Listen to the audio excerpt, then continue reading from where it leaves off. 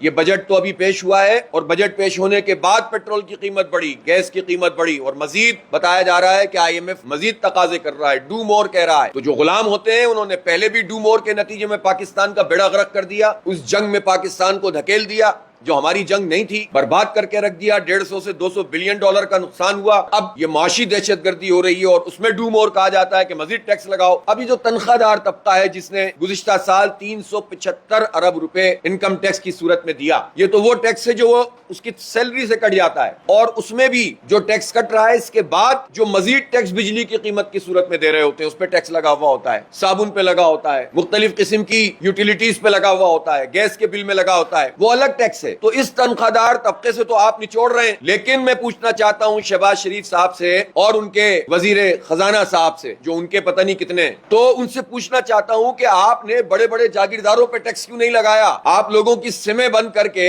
اگر پاکستان میں ایک افراتفری پیدا کر رہے ہیں تو یہ سارے عوام کی سمیں بھی بند کر دیں تو آپ 30% ہدف بھی حاصل نہیں کر سکتے. لیکن اگر وہ جو 1.5% طبقہ ہے جاگیرداروں کا ان کی سمیں بند کر دیں اور ان کی زمینوں کے اوپر ٹیکس لگا دیں تو اس سے کہیں زیادہ پیسے جمع ہو سکتے ہیں. آپ اپنی ممبرانی اسمبلی کے الاؤنسز میں اضافہ کر رہے ہیں. وہ جو اگر 10 روپے کلومیٹر ان کا آنا پڑتا تھا, وہ جو اتنا بڑا شاندار کارنامہ انجام دیتے ہیں اسمبلی میں آنے کا اور ہمارے ساتھ یہ سلوک کرتے ہیں, فارم 47 کی پیداوار اکثریت ان کے 10 روپے سے بڑھا کر 25 روپے کر دیا فی کلومیٹر اور مزید الاؤنسز بڑھا دیے. پھر آپ نے سول اور فوجی بیوروکریسی کو یہ اعزاز بخش دیا کہ وہ جائیداد کی منتقلی کریں گے تو ان کے اوپر ٹیکس نہیں لگے گا, عام لوگ کریں گے تو ٹیکس لگے گا. ججز کے الاؤنسز بڑھا رہے ہیں اور کسی کو پریشانی نہیں ہو رہی. کوئی طبقہ نہیں ہے ایسا جو آ کر کھڑا اور کہے, کوئی جرنیل کہہ دے, کوئی بریگیڈیئر کہہ دے, کوئی جج کہہ دے, کوئی سیاستدان کہہ دے کہ نہیں یہ مراحت ہمیں نہیں ملنی چاہیے, اس لیے کہ پاکستان کی قوم جب مشکل میں ہے تو ہم کیوں نہیں مشکل میں جائیں, بلکہ ہم اپنی پچھلی مراحت کو بھی کم کر دیتے ہیں. لیکن اپنی مراحت کوئی چھوڑنے کے لیے تیار نہیں ہے. کون سی چیز ہے جو عام آدمی کی ہے جس کو تم جو ہے وہ چھوڑ رہے ہو اور مراحت یافتہ طبقے کی مراحت کم نہیں کر رہے؟ لہٰذا ہم یہ تاریخی دھرنا دینے جا رہے ہیں اور یہ دھرنا صرف ایک اس طرح سے نہیں ہے کہ ایک دن ہم دھرنا دے دیں گے, ہم بیٹھ جائیں گے یہاں پر انشاءاللہ. اور اس دھرنے میں ہمارا ایجنڈا ایک ہے کہ قیمتیں کم کرو اور یہ IMF کی غلامی قبول نہیں ہے.